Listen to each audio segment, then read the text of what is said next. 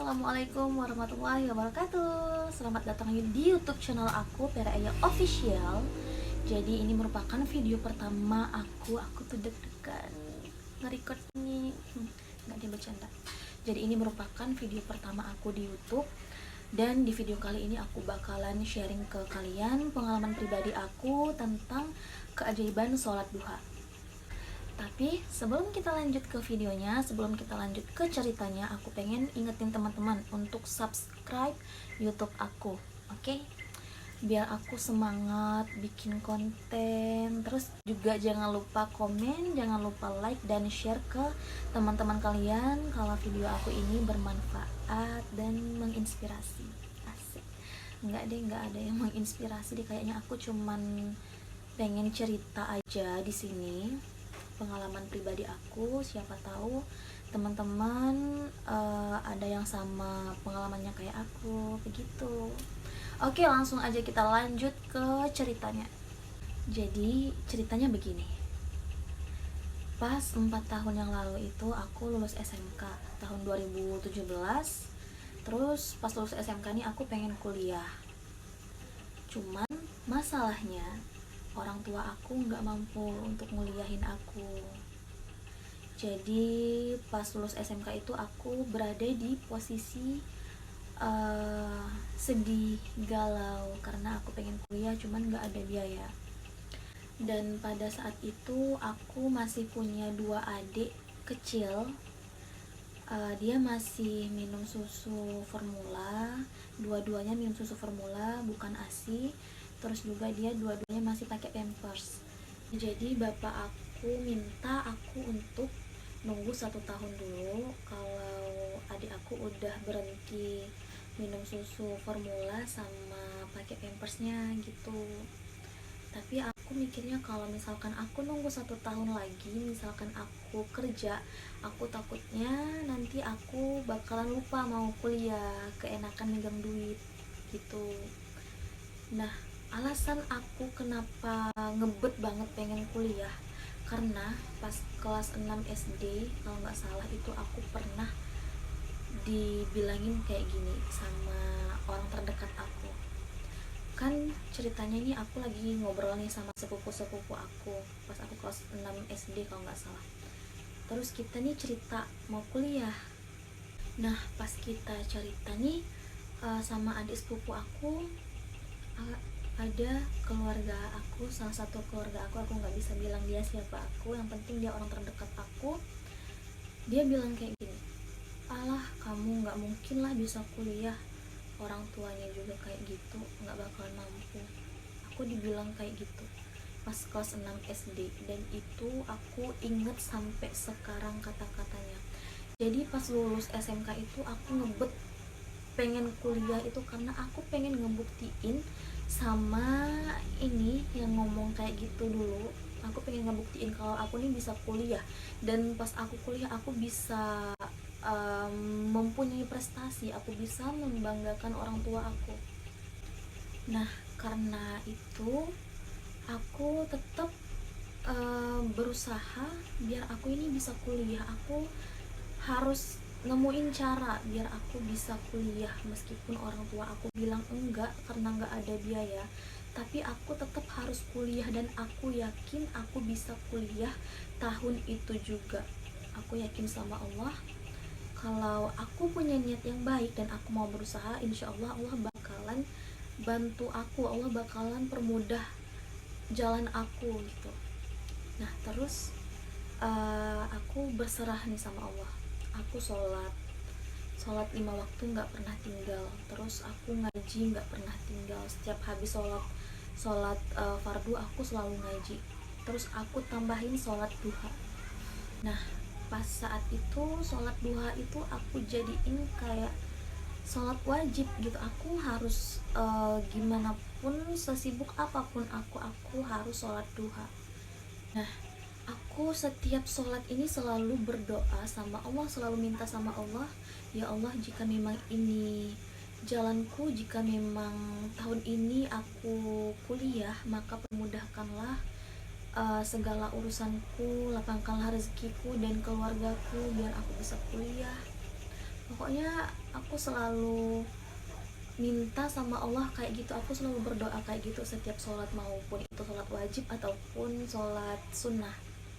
Terus juga aku iringi dengan puasa sunnah Senin Kamis. Singkat cerita, pas udah waktunya aku ikut tes ke salah satu perguruan tinggi negeri di Pontianak, aku pas tes pertama itu nggak lulus tes. Terus pas tes pertama aku biasa aja sih, nggak lulus karena masih ada tes kedua gitu kan. Jadi aku coba lagi tes kedua, dan pas tes kedua aku juga nggak lulus. Nah, pas tes kedua itu aku bener-bener down. Itu udah tes kedua, kesempatan aku tinggal satu kali lagi.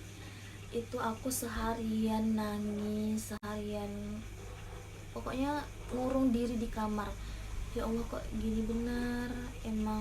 Apakah emang aku nggak diizinin untuk kuliah tahun ini gitu kan? Tapi aku tetap nggak putus asa, aku harus kuliah, pokoknya harus kuliah.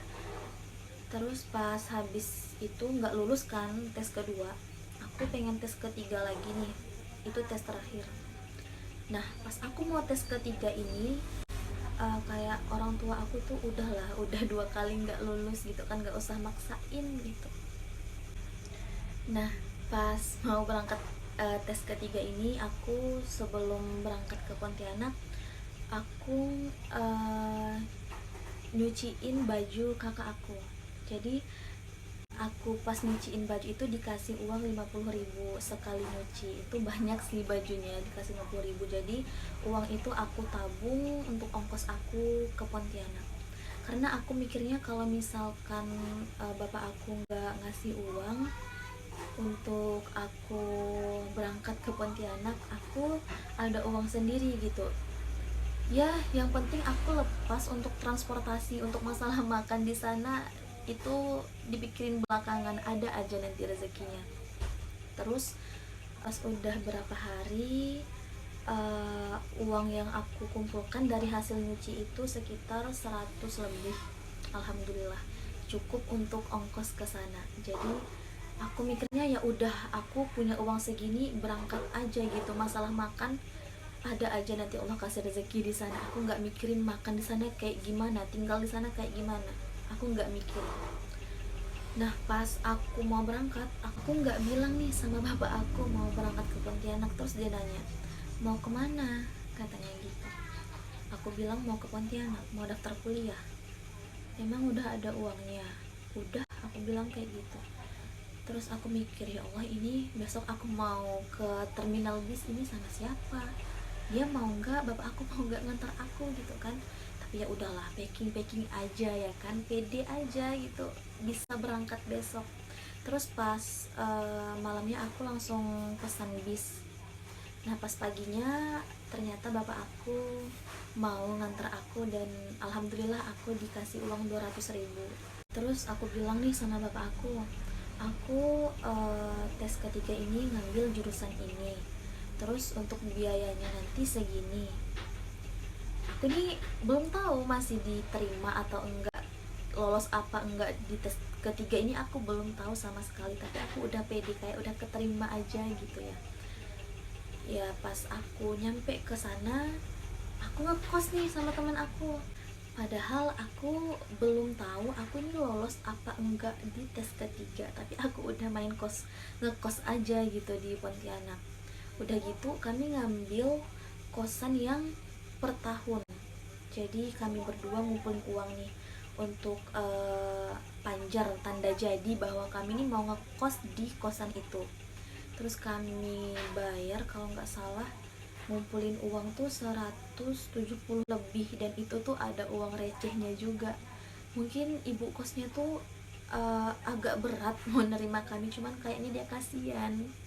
Jadi kita disuruh janji, dikasih percayaan, oke, kalian boleh ngekos di sini panjar 100 lebih dulu, tapi dengan syarat jangan lari. Kami dibilang kayak gitu.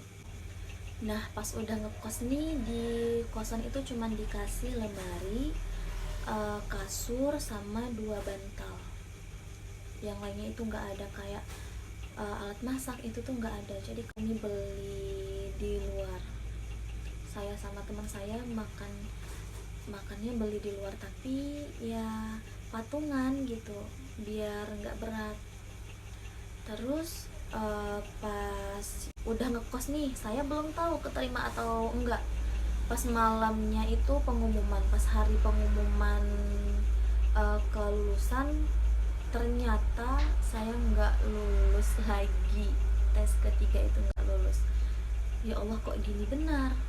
Padahal aku nih ngerasa aku nggak bodoh loh, nggak bodoh-bodoh benar, tapi kok nggak lulus. Nah pas tahu nggak lulus itu aku bingung nih. Aku udah bilang sama orang tua aku kalau aku nih kuliah di jurusan ini. Mereka taunya aku itu udah lulus. Aduh, aku tuh bingung pas malam itu kan, gimana mau bilang ke bapak aku. Terus ya udahlah, besok pagi aku bakalan nelpon bapak aku gitu kan. Terus pas paginya habis sholat duha, aku nelpon bapak aku. Terus pas aku nelpon, dia bilang, aku nanya nih, bapak lagi di mana? Terus dia bilang lagi di kantor. Lagi di kantor, perasaan bapak aku nggak kerja di kantor, bapak aku kerja di bengkel, ngapain ke kantor gitu kan. Terus aku tanya lagi, ke kantor apa gitu kan. Terus dia bilang ke kantor pegadaian. Ngapain? Aku bilang gitu kan, gadain BPKB motor buat kamu kuliah. Ya Allah, itu tuh aku langsung nangis sejadi-jadinya. Aku nggak lulus kuliah, tapi bapak aku udah gadein motor untuk biaya aku kuliah. Dan pas aku tahu dia lagi di kantor pegadaian, aku langsung matiin teleponnya tanpa salam, karena aku udah nggak kuat nahan nangis. Terus pas udah tenang baru aku telepon lagi. Dia udah transfer ke aku 3 juta, karena emang bisanya minjam segitu. Terus pas udah tenang aku kasih tahu kalau aku nih nggak lulus. Terus teman aku nih nyaranin untuk daftar di kampus lain. Jadi aku coba daftar di kampus swasta tempat aku kuliah sekarang, Universitas Muhammadiyah Pontianak. Aku daftar di situ. Aku ngambil jurusan teknik informatika sesuai sama jurusan aku pas SMK TKJ. Nah terus udah daftar di Muhammadiyah, terus aku ikut tes nih. Pas di Muhammadiyah itu paginya aku tes, siangnya itu aku udah tahu lulus apa enggak. Dan alhamdulillah aku lulus di Muhammadiyah itu. Terus langsung ke bagian administrasi untuk nanya pembayarannya kayak gimana, berapa semesterannya dan berapa daftar ulangnya. Nah pas aku ke bagian administrasi itu dikasih tahu ini biayanya kemarin kalau nggak salah aku dibilangin itu 7 juta ya, 7 juta kalau nggak salah. Terus aku mikirnya, wah aku cuma ada 3 juta, gimana mau bayar 7 juta. Nah pas tahu biaya masuknya segitu, yang awalnya aku tuh seneng karena udah lulus gitu kan, tiba-tiba aku langsung down lagi.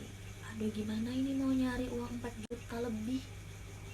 Terus aku telepon bapak aku, Pak ini aku lulus di, alhamdulillah aku lulus di kampus swasta di Muhammadiyah. Terus biayanya 7 juta, bisa dibayar 2 kali. Untuk bayaran pertama itu 4 juta lebih, ya 4 juta lebih kalau nggak salah. Terus kata bapak aku, udah nggak ada uang lagi, cuman ada 3 juta, udah nggak tahu lagi mau nyari kemana. Terus dia bilang gitu. Itu tuh aku langsung, ya Allah, mungkin ini emang bukan, tahun ini emang bukan rezeki aku untuk kuliah.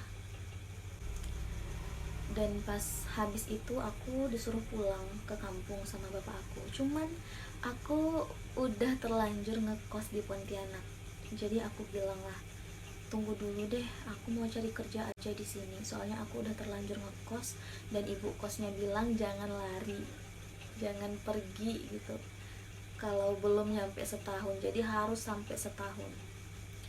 Jadi aku cari kerja aja di sini, soalnya aku udah terlanjur ngekos dan ibu kosnya bilang jangan lari, jangan pergi gitu kalau belum nyampe setahun, jadi harus sampai setahun.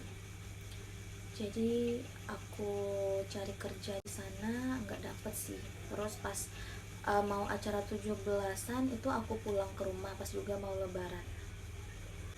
Nah pas aku udah pulang ke kampung, aku itu udah coba ikhlas, udah coba berlapang dada kalau aku belum ada rezeki mau kuliah tahun ini. Aku udah enjoy sih ngejalanin hari-hariku tuh udah enjoy. Tapi dalam sholat itu aku masih minta sama Allah, ya Allah, aku ini pengen kuliah, gimana pun caranya aku pengen kuliah, tolong kasih aku jalan. Nah yang awalnya itu aku kan pas mau daftar ulang dikasih waktu 10 hari, dan pas aku pulang ke kampung itu waktunya udah habis gitu kan. Jadi ya udahlah, aku kayaknya emang nggak kuliah tahun ini. Terus pas aku lagi buat kue lapis pas mau lebaran itu, aku dapat SMS dari pihak kampus. Nah isi SMS-nya itu pihak kampus bilang kalau waktu daftar ulang itu diperpanjang, jadi aku masih bisa daftar ulang untuk masuk ke kampus itu. Terus aku bilang nih sama bapak aku, Pak, ini ada pihak kampus SMS, katanya aku masih bisa daftar ulang, waktu daftar ulangnya diperpanjang. Udah nggak usah, nggak ada uang. Bapak aku bilang kayak gitu. Oh ya udahlah. Nah pas itu tuh aku agak kecewa juga sih.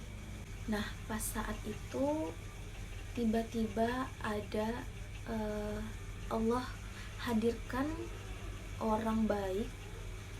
Dia nelpon aku, Vera, kamu beneran gak kuliah tahun ini? Iya pak, aku gak kuliah tahun ini, soalnya gak ada biaya. Aduh, katanya kan sayang Vera kalau gak kuliah, sayang umur, katanya gitu. Ya mau gimana lagi, gak ada biaya, aku bilang kayak gitu kan. Terus dia bilang, mau gak saya bantu untuk daftar ulang, emang berapa daftar ulangnya? Terus aku bilang segini gitu kan. Ya udah, besok kamu ke Pontianak, izin sama orang tua kamu langsung ke Pontianak, selesaiin daftar ulang kamu. Terus aku izin nih sama orang tua aku, sama bapak aku. Ibu aku sih dia setuju aja, cuman bapak aku agak berat, soalnya kan ini orang nggak kita kenal gitu ya, maksudnya kenal cuman sebatas kenal gitu, nggak tahu background dia tuh seperti apa gitu. Jadi tapi akhirnya bapak aku izinin aku untuk berangkat. Jadi besoknya berangkat lah aku ke Pontianak. Langsung pas nyampe aku langsung ke kampus nyelesain administrasi, tapi nggak sampai di situ.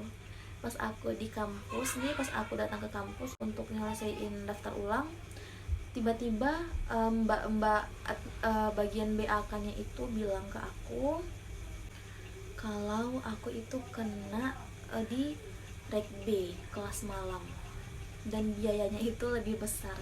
Yang awalnya kelas pagi itu 7 jutaan biaya masuknya, kalau kelas malam 9 juta. Aku udah dikasih uang berapa ya, dikasih uang 4 juta lebih sama orang baik itu untuk daftar ulang. Nah pas datang ke kampus itu ternyata kurang, harus bayar di awal. Kalau misalkan mau nyicil itu, kalau misalkan mau bayar 2 kali, aku harus bayar uang muka 5 juta lebih. Nah sisanya itu uang pembangunan bisa dicicil sampai 4 semester kalau nggak salah. Terus aku telepon nih orang baik itu, Pak, ini uangnya nggak cukup. Terus aku jelasin karena ini aku kenanya reg B kelas malam, jadi biayanya lebih besar. Kurang berapa Vera, katanya kan? Kurang segini, kurang sekian. Terus aduh saya nggak ada uang lagi sekarang, katanya kan. Coba kamu tanya bisa nggak bayarnya nanti pas selesai lebaran. Terus aku tanya nih sama kakak-kakaknya di BAK, Ya udah mbak, nggak apa-apa, habis lebaran baru dilunasi. Alhamdulillah banget kan. Jadi ya udah, aku jadi nih daftar. Terus pas habis nyelesain administrasi, aku langsung ikut teman-teman ke kelas. Aku langsung dibawa ke kelas sama salah satu dosen yang di jurusan aku. Kalau nggak salah namanya kemarin pas sebelum masuk itu namanya ada matrikulasi, kalau nggak salah, aku udah lupa. Jadi ada matrikulasi itu selama 3 hari, cuman aku ikut udah hari kedua. Nah terus aku masuklah ke kelas ini, dibawa ke kelas, kenalan sama teman-teman, dan alhamdulillah teman-teman kelas aku tuh baik-baik banget, dan dosennya juga baik-baik banget, masya Allah. Aku beruntung banget gitu masuk di Universitas Muhammadiyah Pontianak, itu sangat-sangat beruntung. Nah pas udah selesai itu matrikulasi, kita libur nih, jadi aku pulang kampung, masuk lagi setelah selesai lebaran Idul Adha kalau nggak salah kemarin. Aku tuh bersyukur banget, benar-benar berterima kasih sama Allah. Allah tuh emang baik banget gitu. Allah datangkan orang baik di saat aku benar-benar membutuhkan, dan di saat aku aku benar-benar nggak nyangka aku bisa ketemu, bisa dibantu sama orang baik itu, dan aku benar-benar udah pasrah gitu. Oh mungkin aku ini nggak kuliah tahun ini, ternyata Allah ngasih jalan. Karena itu tadi, dari awal aku udah yakin, aku kayak mintanya itu sama Allah gitu. Terus aku udah berdoa, aku serahkan semuanya sama Allah, biar Allah yang mengatur mana yang terbaik untuk aku gitu. Dan ternyata aku diizinin kuliah tahun itu juga. Dari situ aku bisa belajar kalau kita punya niatan yang baik dan kita mau berusaha, insya Allah Allah bakalan datangkan cara dari mana saja yang gak kita duga-duga gitu. Allah bakalan bantu kita. Yang penting kita percaya, kita mau usaha, kita yakin aja kalau Allah itu bakalan ngasih kita pertolongan gitu. Allah bakalan ngasih kita cara untuk kita menggapai apa yang kita mau. Nah pas Allah kasih pertolongan ke aku, itu aku jadi makin semangat. Sholat duhanya aku tambah lagi rakaatnya, yang awalnya 2 jadi 4 gitu. Karena pas semester 1 kuliah itu aku punya impian, aku pengen pas kuliah itu aku harus ada prestasi. Terus IPK aku harus 3,50 minimal.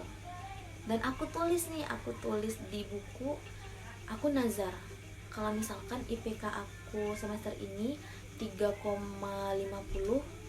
aku bakalan puasa selama 1 bulan. Nggak neko-neko lagi, nazarnya 1 bulan puasa loh.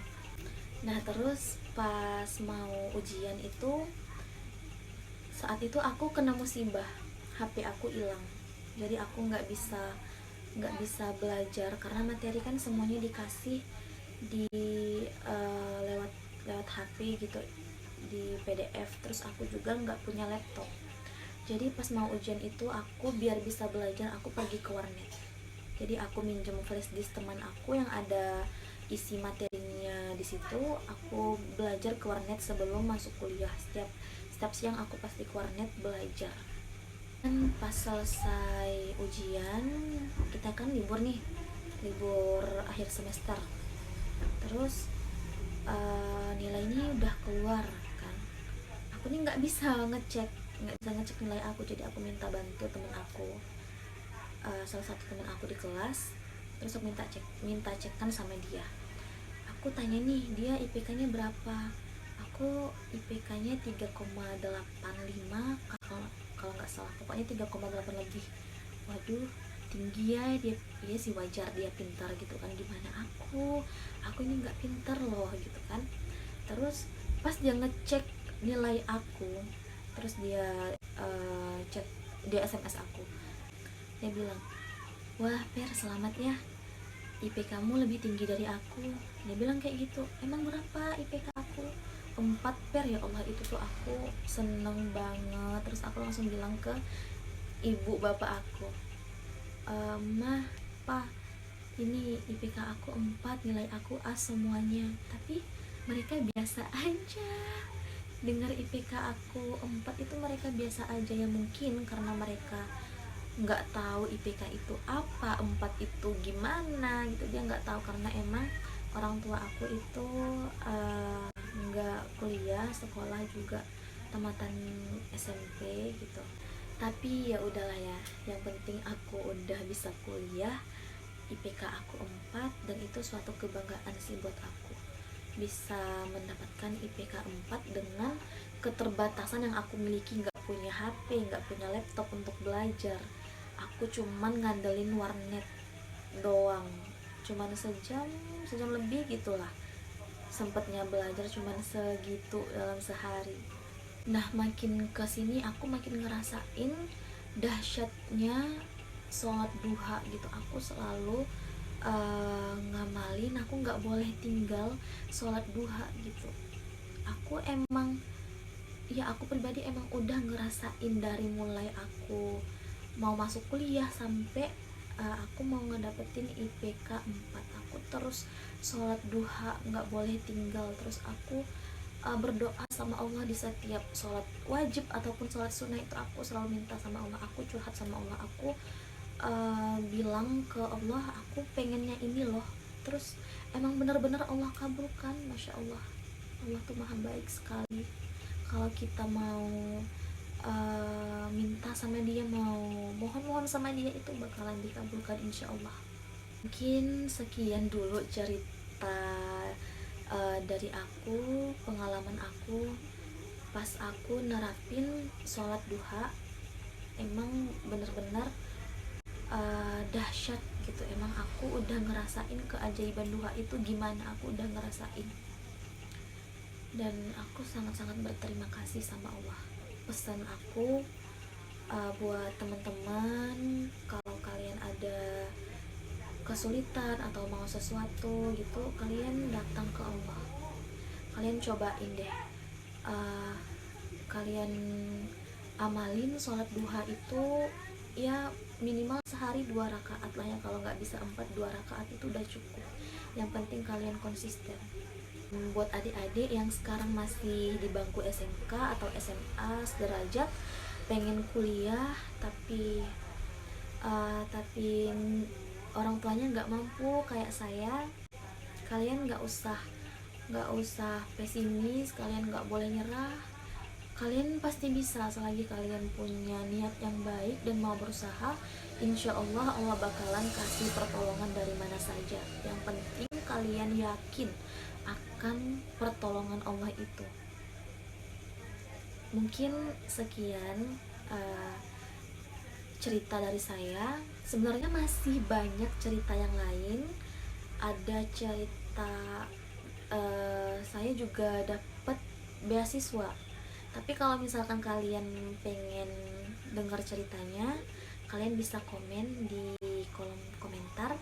Kalian pengen pengen kelanjutan cerita ini gitu. Kalian bisa komen ya. Kalau banyak yang mau, nanti aku buatin kelanjutannya sampai aku bisa dapat beasiswa. Oke, aku ucapkan terima kasih buat kalian yang udah nonton, dan bye bye.